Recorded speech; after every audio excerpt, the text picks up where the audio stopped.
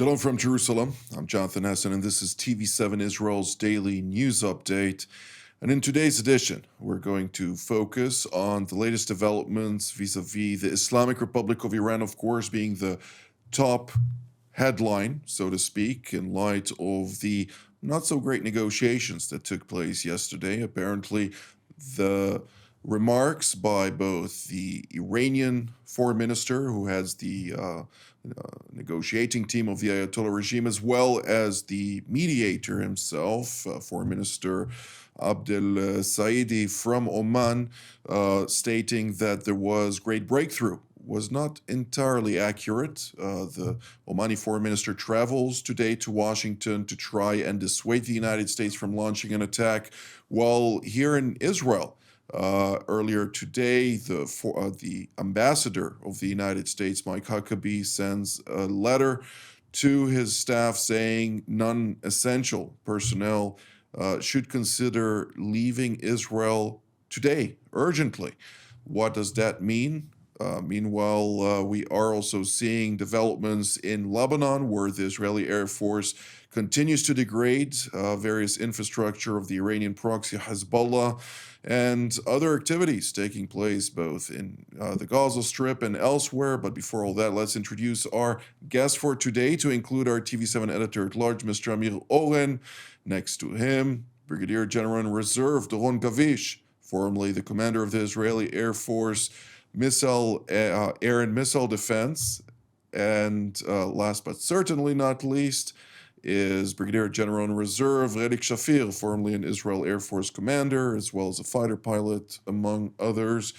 And it's great to see all three of you. Mr. Oren, despite the urgent message from the U.S. Embassy here in Jerusalem calling on non-essential staff to make arrangements to get out of the country still today, as we speak, as quickly as possible, the IDF spokesman comes out, Efi Defrin, and states no new directives to the public, and everything continues as usual. Yes, so Ambassador Huckabee conveyed the State Department order to the embassy personnel, those who are deemed non-essential, and their families. But they can only recommend, rather than order, American citizens. And what they do is to say that there are safety risks. They don't even mention Iran or the current tension.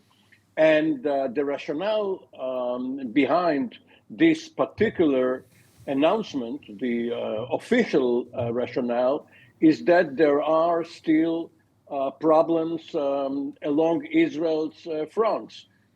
They mention the northern front, they mention Gaza, they mention Judea and Samaria, and there is no mention of Iran and the possibility of an outbreak of war there. But obviously, this is the background for this announcement, this departure announcement for the personnel, order, and recommendation for other citizens.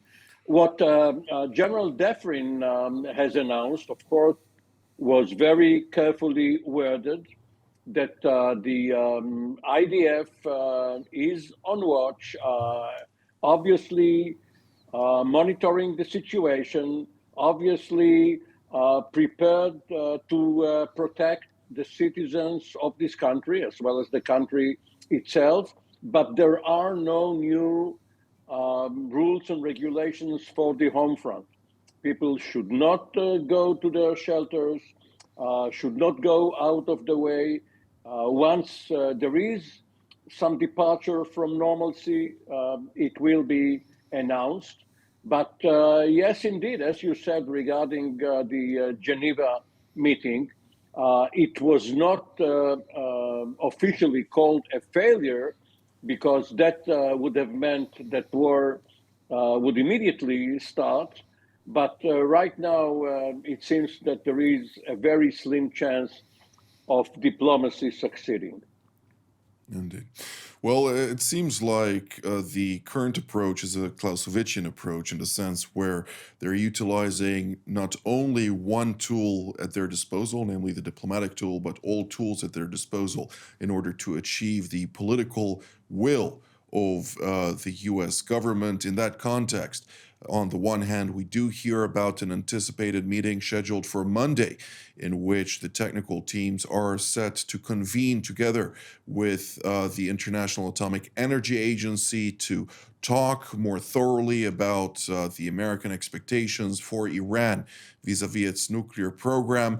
All the while, there are more and more troops entering into the theater, to include a flood of aircraft, C 17 cargo aircraft to be more specific, into various bases of the region. We do also have, of course, the reports of earlier this week having the F 22s enter into the Israeli Air Force base, Uvda.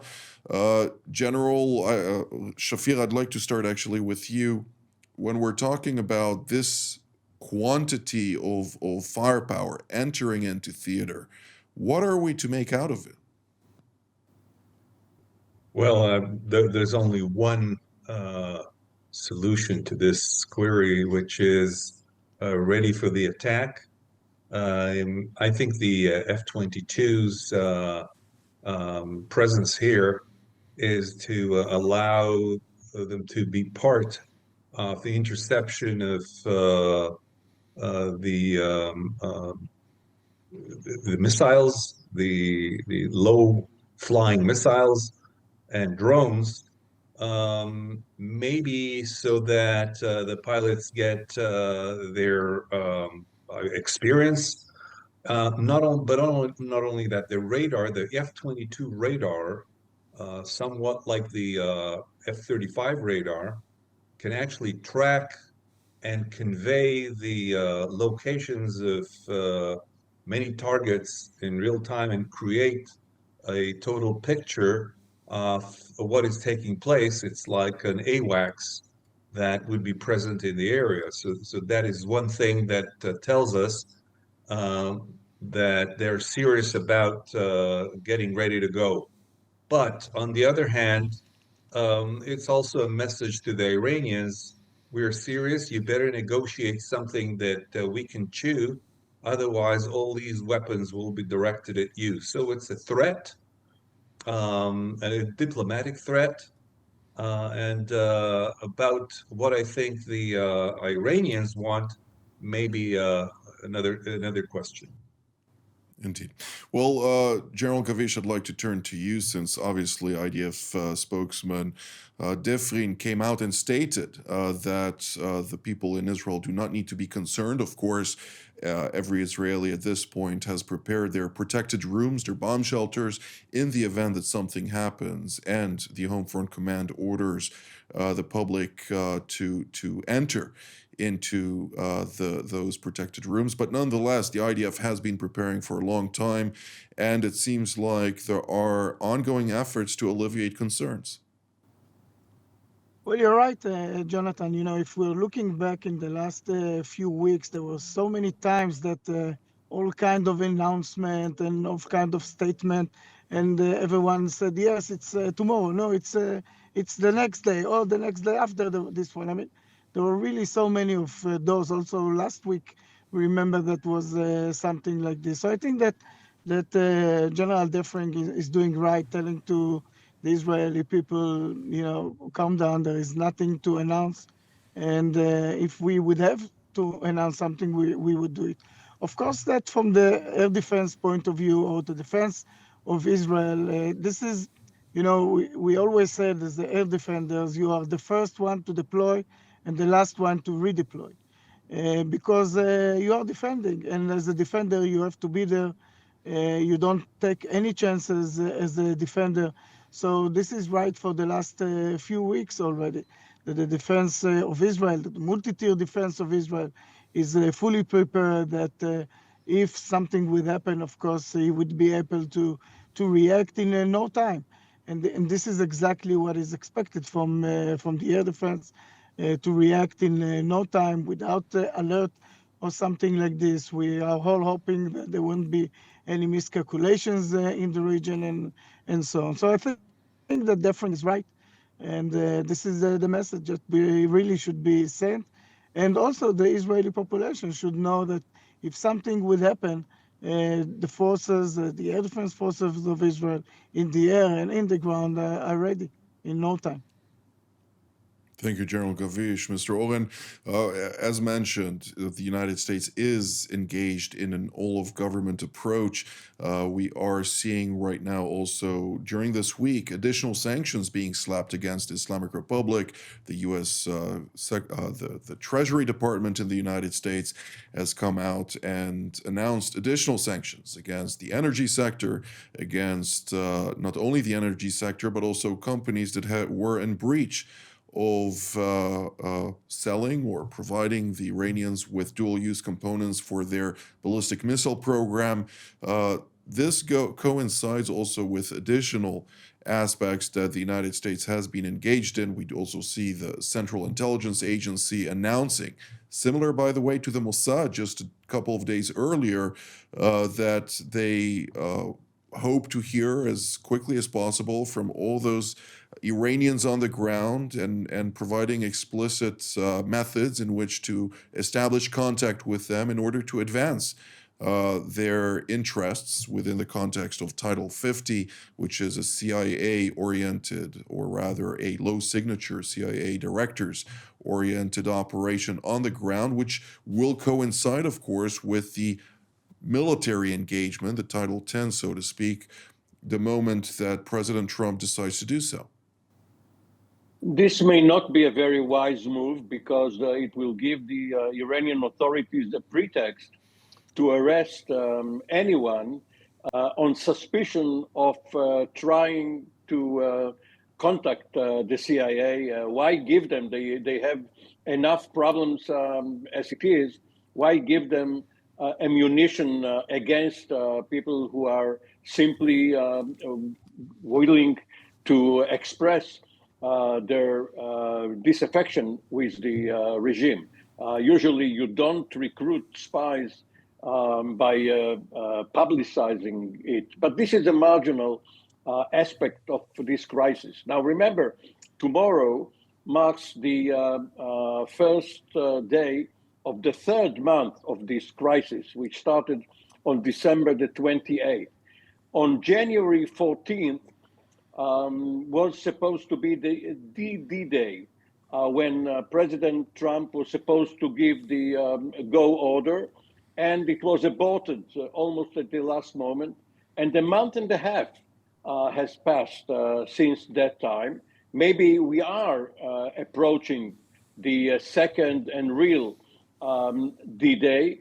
And all of these measures, the economic ones, the psychological or propaganda ones, will be secondary to the kinetic effects.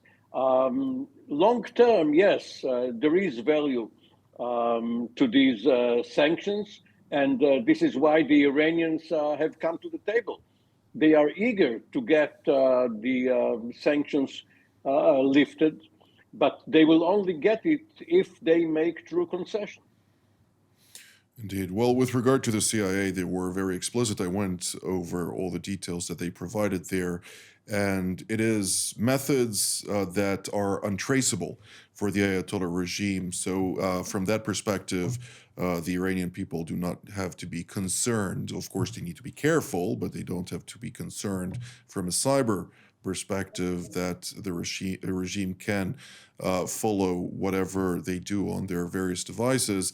And with regard to the ongoing efforts, of course, of the regime to crack down against its own people, we had just yesterday in Geneva, the UN Human Rights Council, the High Commissioner there, Mr. Falk Turk, coming out and stating the Ayatollah regime is very deliberate in its cruelty against the Iranian people. Just over the last 24 hours, there were 6 more executions, including of 2 children that were murdered by this brutal regime that needs to be dealt with. It's as simple as that. But General Shafir, I'd like to turn to you and ask you, since the USS Gerald R. Ford arrived in Israel today, and obviously it's not in the Persian Gulf. It is just adjacent to Israel's northern port of Haifa. Uh, what type of contribution can it do from here vis-a-vis Iran, considering that there are a lot of also fuelers, tankers of the United States in the vicinity? Well, to start off with, it's a defensive maneuver in the sense that they have counter ballistic missiles that can defend the skies of Israel against a barrage or a swarm of ballistic missiles, bolstering the Arrow 2 and 3 and the THAAD that are in place against the high flying targets. So that can contribute to lowering the number of missiles that will pass through the defensive shield. We know that we can probably stop about 90%. So that will help raise the number and obviously reduce the hit rate. That's one thing. Another thing is the fighters on board that add to the those in the Persian Gulf and in the Indian Ocean. And in a long war, they would take part in continuous attack on Iran should that take place. So the Gerald Ford is a formidable force. It's usually they keep the carriers far away from any threats, close threats. So that's why they're not in the Hormuz Straits. And usually they're with about 15 ships around them for different uses, such as submarines against submarines and against low-flying threats. And obviously logistics. So you always see those carriers with a large number of ships around them. It's a mean machine. Carrier Strike Group, as it's called, has the public component of it, which is usually 3, 4, or maybe 5 surface and subsurface vessels. And then there's a whole host of other type of ships that are indeed for logistics and other aspects related to that. But General Gavish, I'd like to ask you to expand on the calculus here, if you can, of course. Taking into consideration that time on target to assist in offensive maneuvers against the Islamic Republic of Iran would be much more beneficial to have it in the Persian Gulf or in the vicinity, maybe the Sea of Oman or areas adjacent to that, than being here next to the coastline of Israel. But once again, the U.S. forces, they want to have all the options from all the different directions, whatever they would decide they would do. So the idea is really to enlarge as much as CENTCOM is toolbox, and then to decide in real time what exactly they want to do. So I think it makes a lot of sense that they have forces all around in all the different regions, all the different areas. And if time would be the time that they would have to use it, then they would make their decisions how do they want to do it. So, from an operational point of view, it makes a lot of sense.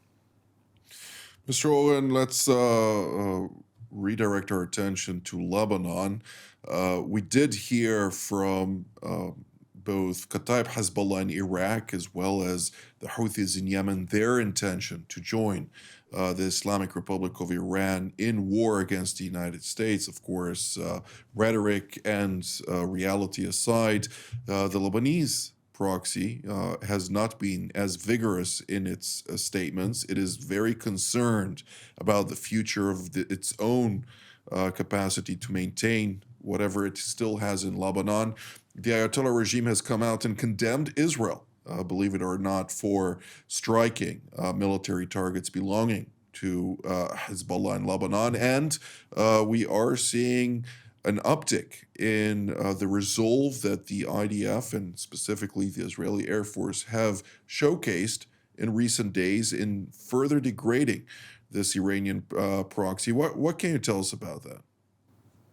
So the first part of your question actually follows up General Gavish's answer to your previous question, because the Ford task force is in Israel's northern arena facing Lebanon. Of course, it also faces Iran and Syria and whatever target could emerge. But the American ships, first of all, have to coordinate with the Israeli Navy. It's a very interesting cooperation task between these two friendly navies, the Israeli missile boats and submarines and other vessels, and this huge American armada. But the US Navy ships could also become targets for Hezbollah rockets or missiles.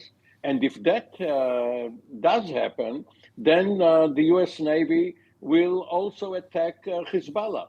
And it will not be a very cheerful day for the Hezbollah personnel there. Now, for the second part of your question, yes, the IDF yesterday struck 8 targets, 8 Hezbollah ammunition stores and training grounds and the like. And the interesting part is the geography. None of those targets were south of the Litani, adjacent to the Israeli border. Apparently, Hezbollah has been taken out of that area, either by the Israeli strikes or by Hezbollah itself for fear of being struck. But they don't have any immunity in other parts of Lebanon.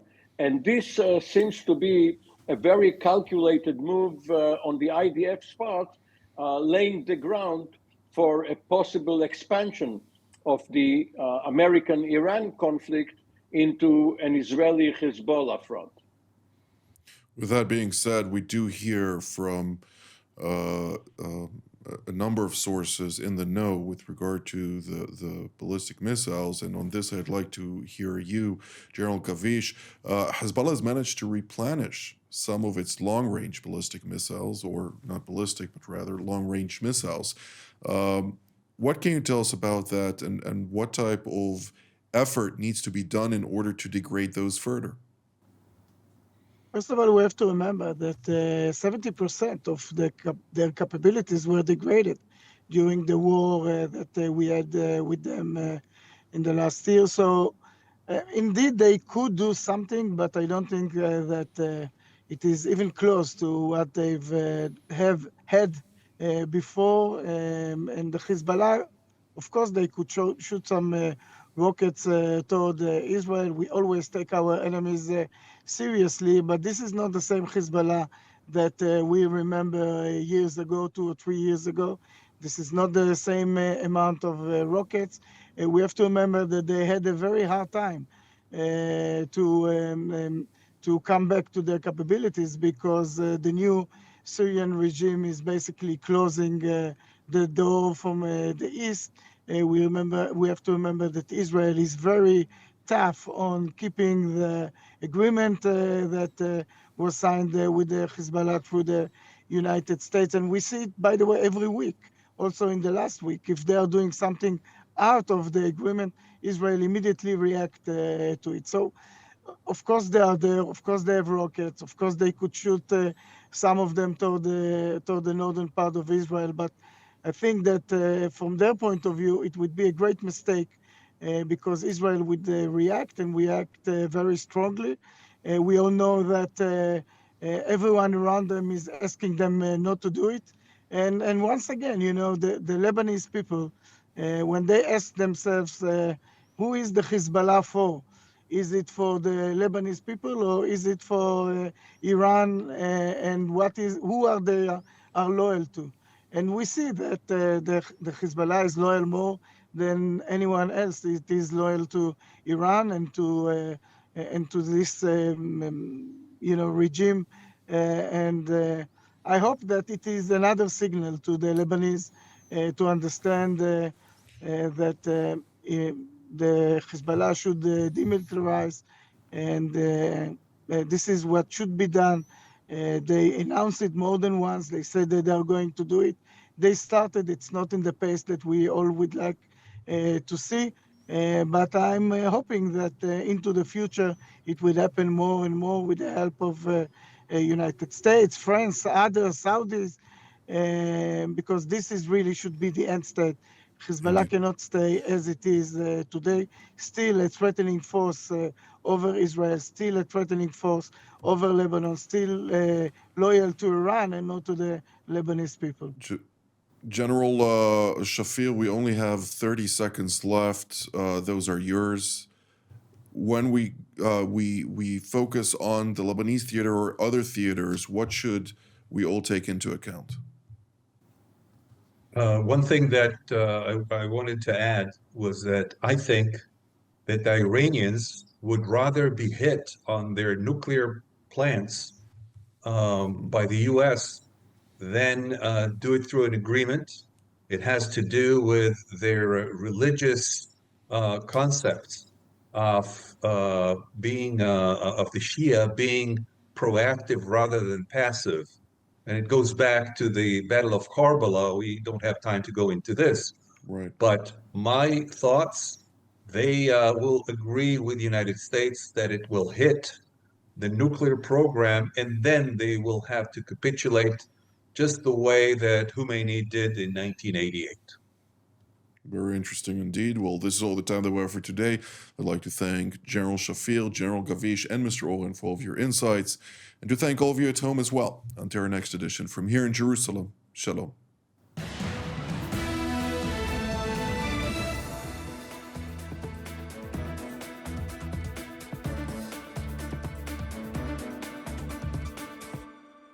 Israel has launched operations on Vladimir Putin. helping Iran develop. We have logic, we have rationale, we understand how the system operates.